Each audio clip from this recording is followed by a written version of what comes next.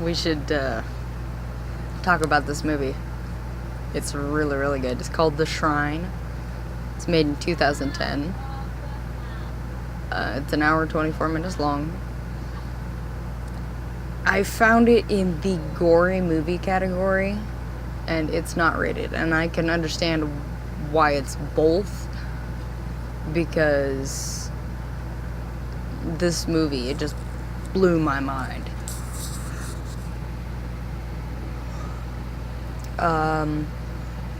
It stars Aaron Ashmore, Cindy Sampson, Megan Heffern, and is directed by John Knotts. Very nice. The little blurb that they have from it says, in Poland to investigate a Yankee's death, journalists find a village and a shrine that suggests strange activities have taken place there. The only problem I have with the little blurb that they give you is because they're investigating this guy's death, and yes, they find a village, but they never really find a shrine. They find some weird stuff, like they find this really, really weird statue, and then they find... You don't realize that they're finding the shrine because everything's in the dark. They just find a bunch of boxes with people's bodies in them. And you don't realize it's actually the shrine until later on when they're taking them in there, when there's like torches and stuff. And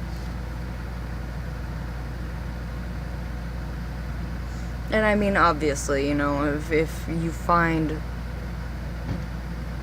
stuff like that, it's gonna be strange activities, you know, it's pretty much obvious. But gotta say, this movie was wow. Just think Amityville horror, that type of like intensity.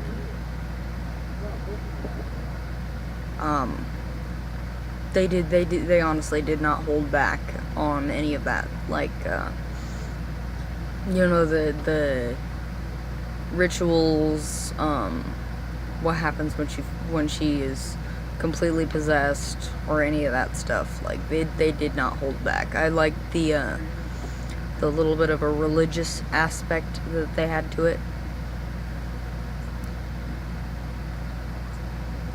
And at a certain point, you know, when closer to the end of the movie, you're like, you know what?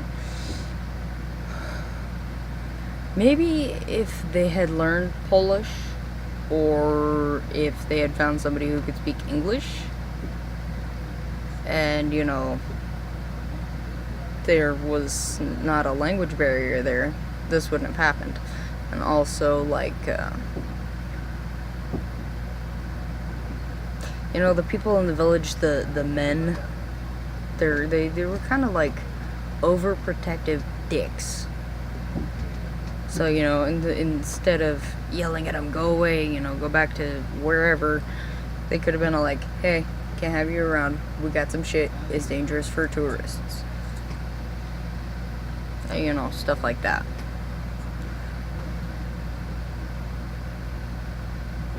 I enjoyed, well, pretty much everything. I mean, there wasn't a single thing in this movie that I did not enjoy. I mean, the acting was phenomenal, the special effects,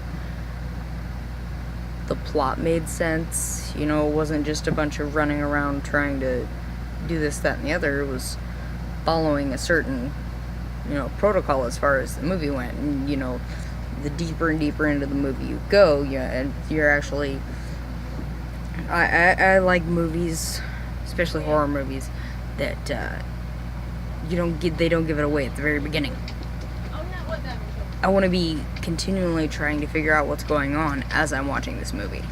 And this was definitely one of those movies. Very pleased.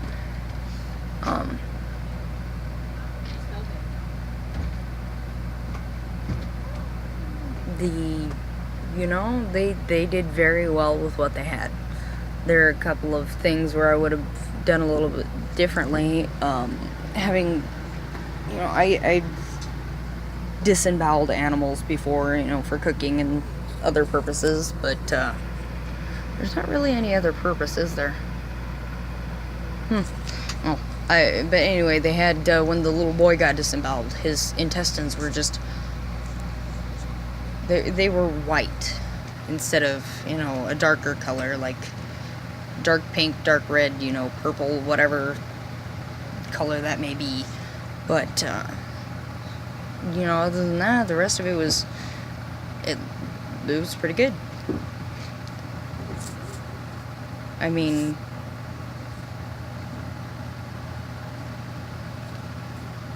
a lot of the things in the movie, it's definitely one that'll make you think, and one that'll make you go, oh, I want to know, wonder what's gonna happen next, that type of thing, which I thought was phenomenal.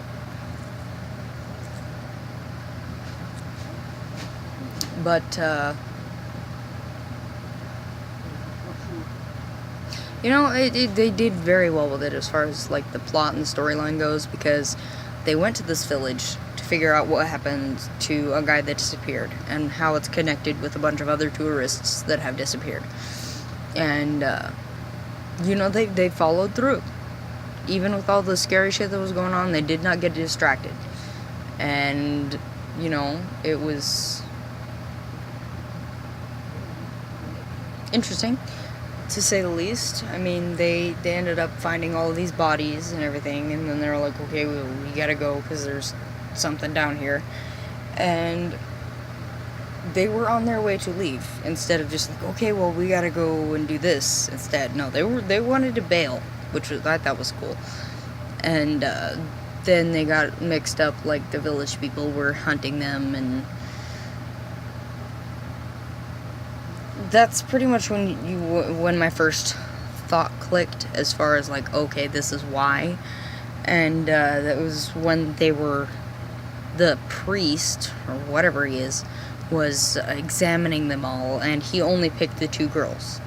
It's one of those things, well, okay, what do these 2 have in common that the guy doesn't? They saw the statue, so boom, there you go. And I mean, they stuck with it. And not only that, but at the end of the movie, right before he leaves, he's asking, what's up with this weird misty cloud thing that just kind of looks like the forest is on fire, but it just stays there in that same spot. And they did go into an explanation with it. A very good explanation. It wasn't one of those, oh, well, this, that, and the other. It was just, we've got a curse, and that's the end of the story. That's all you need to know.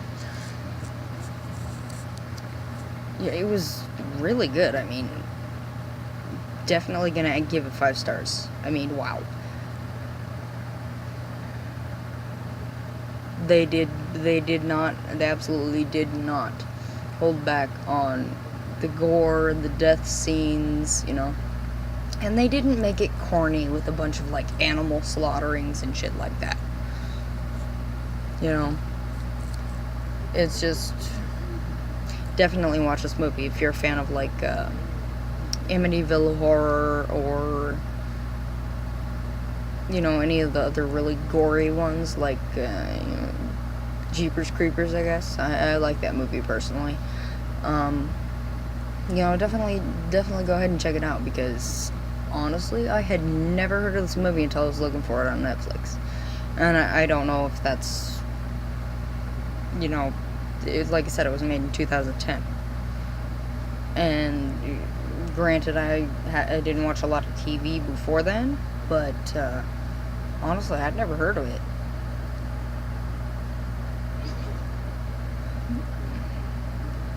So yeah, go ahead and check it out. I'm gonna see if I can find some more movies that were just as good as this one. It should be fun, and hopefully not too boring. Alright, leave your questions, comments, and suggestions in down below, and I'll check them out. I'll see you guys in the next video.